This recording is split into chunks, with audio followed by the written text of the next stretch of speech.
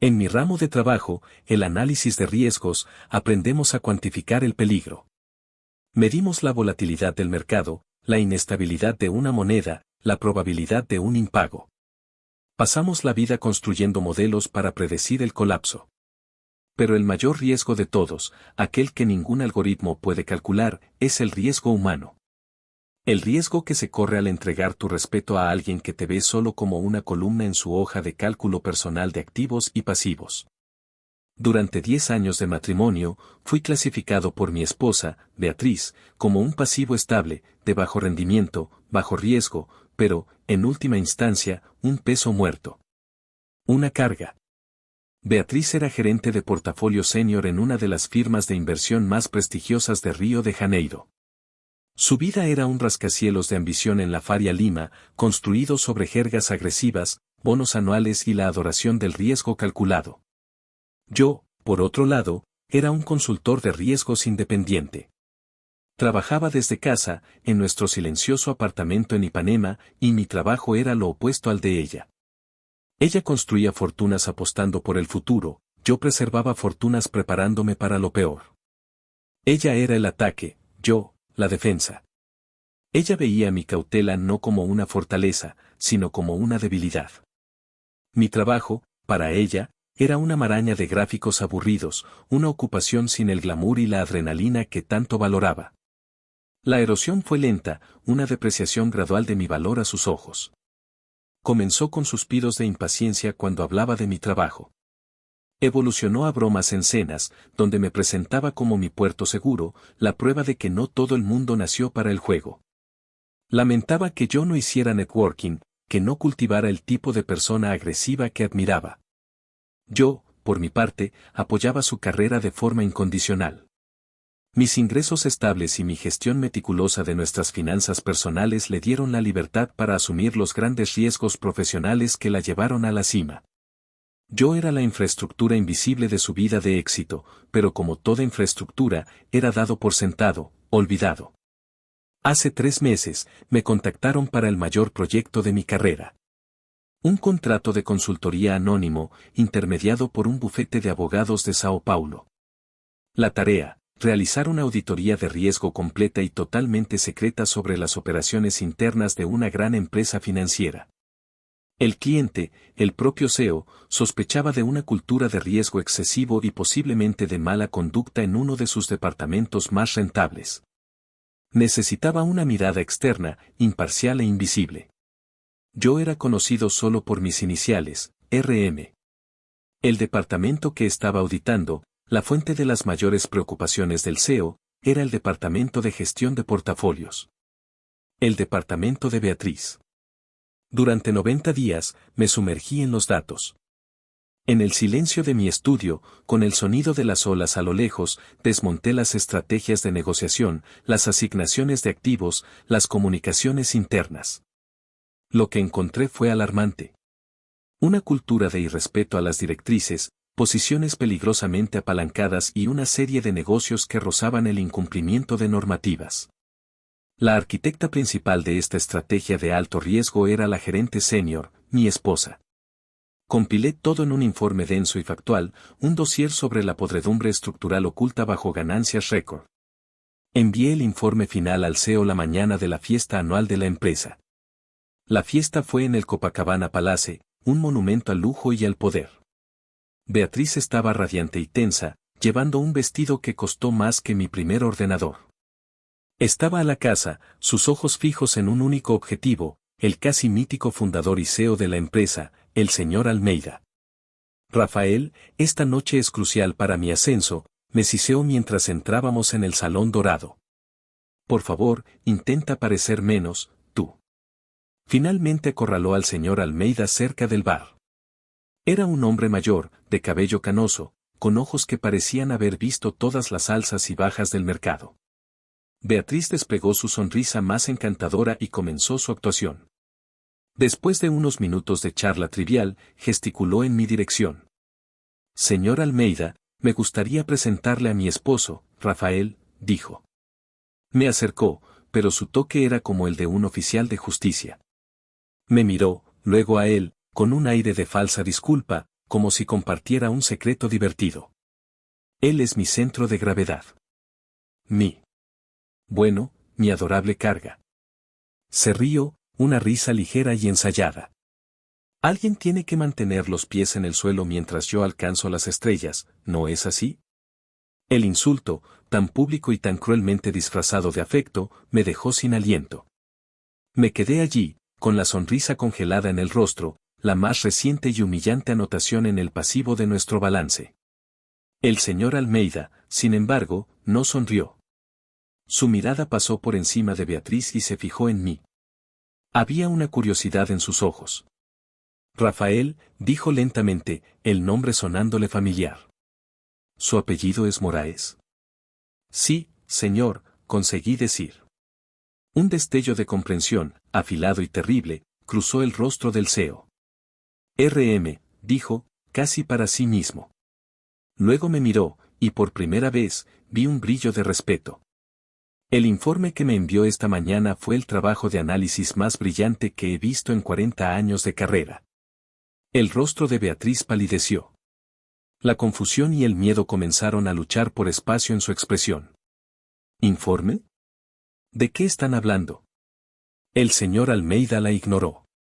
Se volvió hacia ella, su voz ahora desprovista de cualquier cordialidad, fría como el hielo en su bebida. Señora, su carga, dijo, la palabra goteando desprecio, es el consultor que contraté personalmente para exponer la cultura de riesgo imprudente que casi puso a esta empresa en peligro. Una cultura que, según su informe, fue liderada e incentivada por usted. Hizo una pausa, el silencio a nuestro alrededor era absoluto. Considerando su informe y esta impactante demostración de su carácter y juicio, queda claro que la verdadera carga, la verdadera responsabilidad que esta empresa ya no puede soportar, es usted. Hizo una señal discreta a un guardia de seguridad cercano. Ahora está desempleada. Seguridad la acompañará a la salida. Mientras dos hombres de traje se acercaban discretamente a Beatriz, cuyo mundo entero había implosionado en menos de un minuto, yo permanecí inmóvil. La observé ser escoltada fuera de la fiesta, fuera de su carrera, fuera de mi vida. El mercado, en su sabiduría brutal e imparcial, finalmente había hecho la corrección. Y yo, el analista silencioso, me quedé de pie, solo en medio del parqué, con el balance final de mi vida súbita e impactantemente, en números azules. El vacío dejado por la abrupta salida de Beatriz del salón del Copacabana Palace se llenó de un silencio incómodo. La gente a nuestro alrededor desviaba la mirada, fingiendo un súbito interés en sus bebidas o en la vista del océano. Su humillación fue tan nuclear que la radiación afectó a todos. El señor Almeida se volvió hacia mí, su rostro una máscara de sombrío profesionalismo. Señor Moraes, dijo, su voz baja y firme. Le pido disculpas por tener que llevar a cabo los negocios de una forma tan pública. Pero el carácter de una persona es el principal indicador de riesgo, y no puedo ignorar los datos cuando se presentan de forma tan clara. Hizo un gesto a su asistente. Mi chofer lo llevará a casa cuando esté listo. Mi secretaria se pondrá en contacto con usted mañana por la mañana. Tenemos mucho que discutir sobre su futuro. Un futuro muy brillante, imagino. Me dio un respetuoso asentimiento de cabeza, un gesto que valía más que cualquier ascenso que Beatriz jamás soñó, y se alejó. El cambio en mí, en ese momento, fue de un observador pasivo a un agente activo. Ya no era un pasajero en la vida de Beatriz, era el único operador de mi propio destino. El viaje de regreso a Ipanema en el lujoso silencio del sedán del CEO fue surrealista.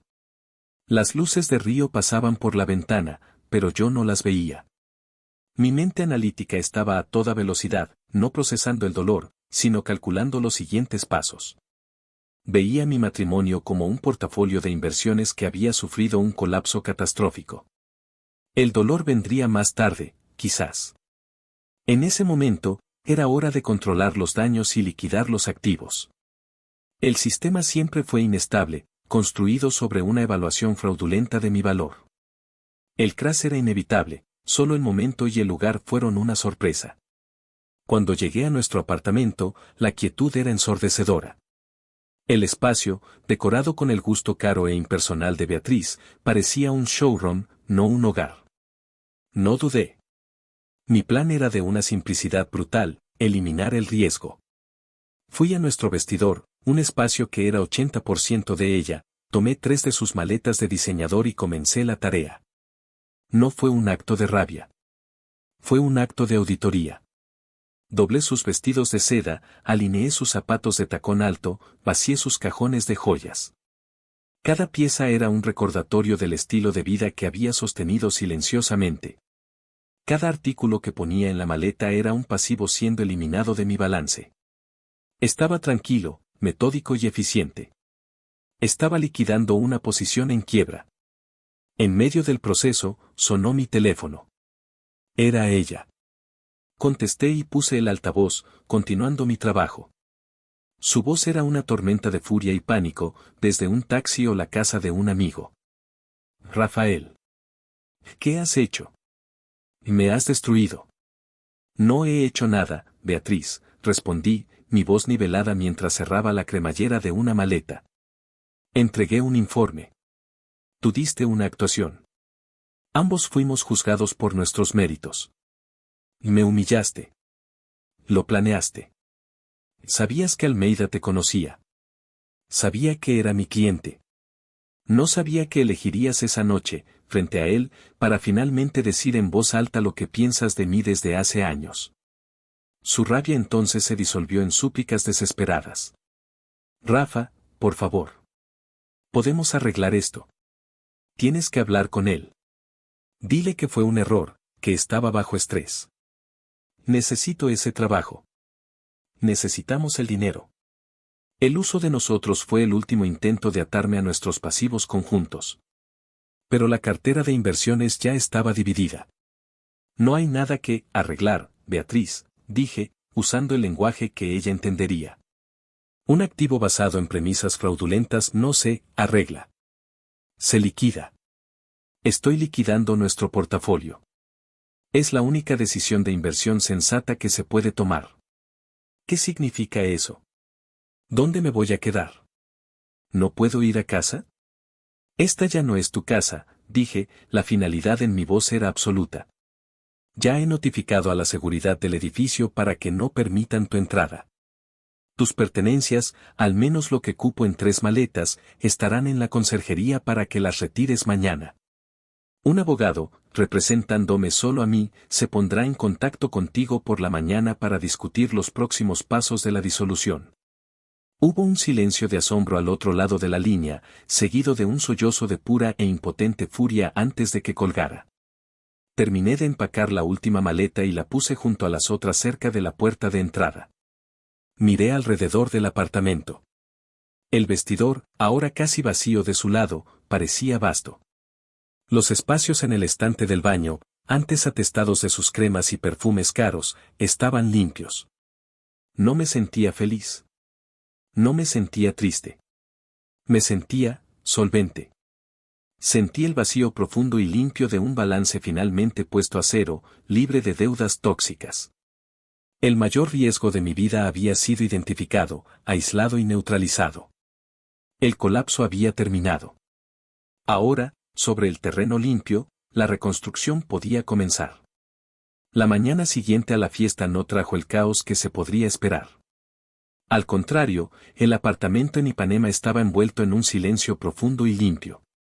Las maletas de Beatriz habían sido retiradas por la conserjería durante la madrugada, y su ausencia era una presencia palpable y pacífica. No sentía un vacío de pérdida. Sentía el espacio limpio de una pizarra borrada, la oportunidad de un nuevo comienzo. Mi primera acción del día no fue lamentar el pasado, sino prepararme para el futuro, la reunión con el señor Almeida. El encuentro tuvo lugar en su oficina en el último piso de la sede de la empresa, un espacio con vistas a la bahía de Guanabara que irradiaba un poder silencioso. Almeida fue directo, con la eficiencia de un hombre que no pierde el tiempo en sentimentalismos. Señor Moraes, comenzó, su informe fue una obra de genio analítico. Y la demostración pública de su exesposa solo confirmó la falla de carácter que sus datos sugerían. La empresa le debe un agradecimiento. Y me gustaría transformar ese agradecimiento en una propuesta. La oferta superó mis expectativas. No me ofreció un simple empleo. Me ofreció la oportunidad de construir algo nuevo, la creación de un departamento de análisis de riesgo estratégico, que reportaría directamente a él. Tendría autonomía, recursos y la tarea de ser la voz de la razón y la cautela en la cúpula de la empresa que Beatriz tanto idolatraba. Negocié mis términos con la misma precisión con la que analicé sus datos, garantizando mi independencia mientras solidificaba mi posición. Salí de allí no ya como RM, el consultor fantasma, sino como Rafael Moraes, el nuevo director de riesgo estratégico de la firma. Mi enfoque en mí mismo se convirtió en mi proyecto principal. Financieramente, ya me había aislado. Ahora era el momento de reconstruir mi entorno. Contraté a un equipo para vaciar el apartamento de todo vestigio de Beatriz. Los muebles fríos y ostentosos, las cortinas pesadas, la decoración que parecía sacada de una revista pero no tenía alma. Pinté las paredes de un blanco cálido, instalé estanterías para mis libros y compré muebles sencillos y funcionales que valoraban la comodidad y la luz natural. El apartamento dejó de ser su escenario y se convirtió en mi refugio, un espacio que reflejaba la claridad y el orden de mi mente. La separación legal fue el siguiente paso. Encontré a uno de los mejores abogados de derecho familiar de Río. Presenté el caso de forma lógica, un matrimonio de 10 años, sin hijos, y una causa clara y pública para la ruptura. Preparamos una oferta de divorcio que era técnicamente justa, dividiendo los bienes adquiridos en conjunto, pero que protegía de forma absoluta mis ganancias futuras, ahora sustancialmente mayores.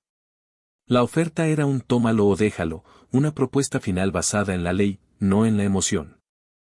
La lucha de Beatriz, como predije, fue desesperada. La respuesta de su abogado fue una tormenta de acusaciones, sabotaje profesional, crueldad mental, exigiendo una pensión exorbitante y la mitad de mi nuevo contrato. Era una estrategia de negociación agresiva, diseñada para intimidar. Mi abogado respondió tranquilamente, punto por punto. El despido fue por causa justificada, una decisión unilateral del CEO, presenciada por decenas de personas. Mi informe era objetivo y factual, y cualquier intento de difamar mi integridad profesional sería recibido con una demanda por calumnia. La oferta sobre la mesa era final. Beatriz, dándose cuenta de que su ofensiva legal estaba fallando, intentó un último acercamiento directo. Me esperó una noche en la acera frente al edificio. Su apariencia era impactante. La arrogancia había sido reemplazada por un agotamiento amargo. Rafael, dijo, con voz tensa. Lo he perdido todo. Mi trabajo, mi reputación. No puedes hacerme esto. Piensa en todo lo que pasamos, en todo lo que construimos. La miré, no con la rabia de un esposo traicionado, sino con el desapego de un analista de riesgos evaluando una inversión fallida. Lo que, nosotros, construimos, Beatriz, respondí, mi voz sin inflexión, fue un portafolio totalmente desequilibrado, con todo el capital emocional y de apoyo viniendo de mi lado. Y todo el riesgo y la volatilidad viniendo del tuyo. Era insostenible. El mercado hizo la corrección. Esto no es un mercado, es nuestra vida, protestó, con lágrimas de frustración en los ojos. Tú convertiste nuestra vida en un mercado cuando me valoraste como una carga, un activo de bajo rendimiento que tenías que arrastrar, dije. Ahora, simplemente estoy diversificando mi portafolio. La oferta de divorcio es la mejor que vas a conseguir. Aceptarla es la única decisión financieramente sensata que te queda. Considéralo mi último consejo de gestión de riesgos. Me di la vuelta y entré en el edificio, dejándola en la acera con la verdad desnuda y cruda de su situación. Unos días después, mi abogado me llamó. El equipo jurídico de Beatriz había aceptado la oferta. La guerra había terminado antes incluso de empezar. Esa noche, en mi apartamento recién pintado y silencioso, me serví un vaso de whisky. Miré la vista del mar, ahora despejada por cortinas pesadas. El riesgo había sido mitigado. Los pasivos, liquidados. El portafolio de mi vida estaba limpio, seguro y listo para un crecimiento estable y a largo plazo. La reconstrucción estaba completa. El año que siguió al divorcio fue un periodo de crecimiento estable y de bajo riesgo. Mi nuevo departamento en la firma se convirtió en el centro neurálgico de la inteligencia estratégica de la empresa. Bajo mi liderazgo, implementamos modelos de predicción y sistemas de control que no solo evitaron pérdidas, sino que también permitieron a los gestores de portafolios asumir riesgos más inteligentes y calculados. No era el hombre que decía no, era el hombre que mostraba el camino más seguro hacia el sí. El respeto que gané no provino de una personalidad agresiva, sino de la precisión inquebrantable de mis análisis. El señor Almeida se convirtió no solo en mi jefe, sino en un mentor, y yo, en su consejero de confianza. Mi vida personal reflejaba esta nueva estabilidad. El apartamento en Ipanema, ahora libre de las sombras del pasado, se convirtió en un verdadero hogar. Las paredes que antes ostentaban arte pretencioso ahora exhibían mapas náuticos antiguos y fotografías en blanco y negro que yo mismo tomé. Los fines de semana ya no se pasaban en sofocantes eventos sociales, sino en la bahía de Guanabara. Redescubrí mi pasión de juventud por la vela, comprando un pequeño velero de segunda mano. Estar en el agua, ajustando las velas al viento, sintiendo el barco responder a mis mandos, se convirtió en mi meditación. Allí, yo era el capitán, el navegante y el analista de riesgos, todo en uno. La soledad en el mar no era vacía, era plena, una comunión con los elementos que exigía enfoque y respeto. El decreto final del divorcio llegó y fue archivado, un mero trámite burocrático que selló una realidad que ya vivía desde hacía meses. Había construido una vida que era auténticamente mía, basada en mis propios valores de tranquilidad, integridad y trabajo significativo. Las noticias de Beatriz, cuando llegaban, eran como informes de mercado de un sector en el que ya no invertía, distantes, impersonales y solo confirmando las tendencias que ya había previsto. Cierto día, leía un análisis en profundidad en el valor económico sobre los cambios en el panorama de la gestión de activos en Río. El artículo hablaba de una nueva generación de gestores enfocados en el cumplimiento normativo y estrategias a largo plazo. En un pasaje, el autor hacía una referencia velada, pero cortante, a la era de los cowboys de antes de la pandemia, cuando se celebraba a gestores con perfiles de riesgo de casino, muchos de los cuales descubrieron que una reputación de imprudencia es un activo difícil de vender en un mercado más sobrio. El artículo no la nombraba, pero la descripción de su firma y la época de su caída era inconfundible. El mercado la había valorado y la consideró tóxica. No solo estaba desempleada, estaba obsoleta. La confirmación final vino de una fuente inesperada. Una joven y brillante analista que contraté para mi equipo, una mujer que me recordaba a mí mismo al principio de mi carrera, mencionó un caso que estudiaron en su curso de ética en finanzas en la facultad. Fue un caso clásico de fallo de gobernanza y cultura de riesgo, dijo, animada. Una gerente senior que implosionó en la fiesta de la empresa. Aparentemente, su esposo era el consultor secreto que lo expuso todo. Una leyenda. La escuché con una leve sonrisa, sin revelar mi identidad como el consultor secreto. El drama de mi vida se había convertido en un caso de estudio, una anécdota académica sobre lo que no se debe hacer. Fue la disociación final. El dolor y la humillación habían sido procesados, analizados y transformados en datos, una lección para la próxima generación. Ese fin de semana, estaba en mi velero, con el motor apagado, impulsado solo por el viento constante que soplaba desde el océano. El pan de azúcar se erguía frente a mí, un monumento de estabilidad y tiempo. Pensé en Beatriz y en la lección en que se había convertido. No sentí triunfo, ni pena. Sentí solo la fría confirmación de mi propia filosofía de vida. Ella había apostado todo a un único activo de alto riesgo, su propia arrogancia. Yo, por otro lado, había diversificado. Invertí en mi trabajo, en mi paz, en mi integridad. El viento cambió, y ajusté la vela con un movimiento practicado, sintiendo el barco ganar velocidad. Tenía el control, navegando mi propio rumbo en aguas claras. El balance de mi vida estaba en positivo, los dividendos se pagaban diariamente en forma de paz y propósito, y el pronóstico para el futuro era de crecimiento estable y sostenible. Había consolidado con éxito mi nuevo portafolio, y los rendimientos eran magníficos. Pasaron 2 años. En el mercado financiero, 2 años pueden ser una eternidad, suficiente para el nacimiento y la muerte de varias tendencias. En mi vida, fueron un periodo de crecimiento constante e interés compuesto de paz. Mi departamento en la firma ya no era una novedad, sino una parte esencial de la cultura de la empresa, un pilar de su estabilidad. Mi reputación como analista y estratega estaba firmemente establecida. Mi velero, el Alforría, se convirtió en mi santuario de fin de semana y mi apartamento, en mi refugio diario. La vida era buena, predecible y rentable en los aspectos que realmente importan. El pasado rara vez hacía sentir su presencia. Beatriz se había convertido en una abstracción, un caso de estudio mental sobre el riesgo del carácter. El encuentro final, cuando ocurrió, fue tan casual y anticlimático que su propia normalidad fue la prueba definitiva de que ese capítulo estaba cerrado. Sucedió un martes por la noche. Estaba cenando solo en un restaurante discreto y elegante en Leblon, un lugar que apreciaba por su comida y su tranquilidad.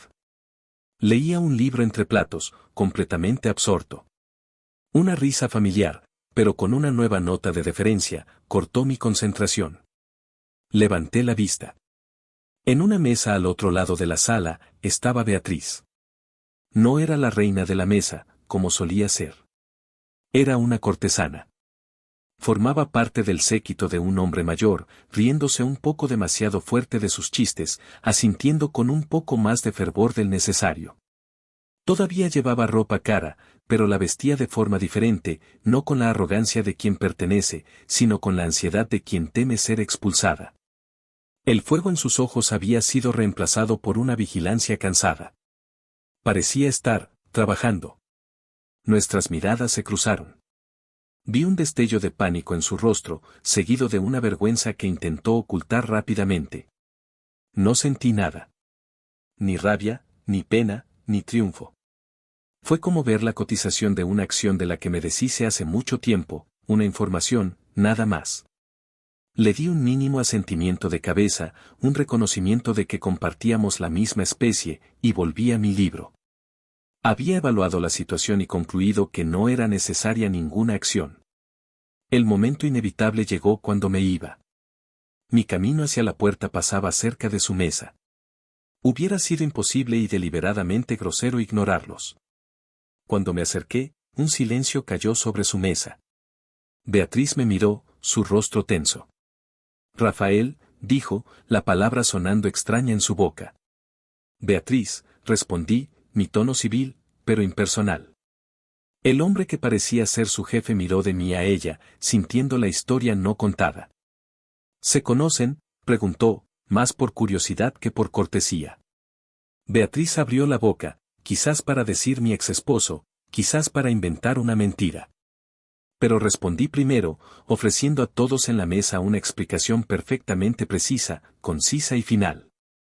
Fuimos socios, dije calmadamente, en una inversión a largo plazo que llegó a su fecha de vencimiento. La metáfora, extraída directamente de su mundo, quedó flotando en el aire por un momento. Era impersonal, final e innegablemente verdadera. Redefinía nuestros 10 años de matrimonio no como un romance o una tragedia, sino como un contrato que había expirado. No había nada más que decir. Di un educado asentimiento de cabeza a la mesa y caminé hacia la puerta, sin mirar atrás. Salía la noche cálida y suave de Río. En lugar de ir a mi coche, decidí caminar por el malecón. El sonido de las olas rompiendo en la arena era un ritmo constante y reconfortante. Pensé en el encuentro. Pensé en mi respuesta. Llegó a su fecha de vencimiento. Pasé la mayor parte de mi vida profesional analizando los riesgos externos para otras personas y empresas. El colapso de mi matrimonio me enseñó la lección más valiosa, la importancia de aplicar esa misma diligencia a la propia vida. Beatriz fue una apuesta especulativa, un activo volátil con un prospecto brillante pero con fundamentos podridos. Al deshacerme de ella, no perdí nada. Simplemente dejé de perder. Liberé mi capital, mi tiempo, mi energía, mi paz mental, para invertir en un portafolio diversificado y de bajo riesgo de una sola persona, yo mismo. La calma que sentía, el ritmo constante de las olas, la tranquila certeza de mi propio valor intrínseco, esos eran los verdaderos dividendos. El balance final estaba cerrado. El libro contable, zanjado. Y mi valor neto, medido en paz, era, finalmente, incalculable.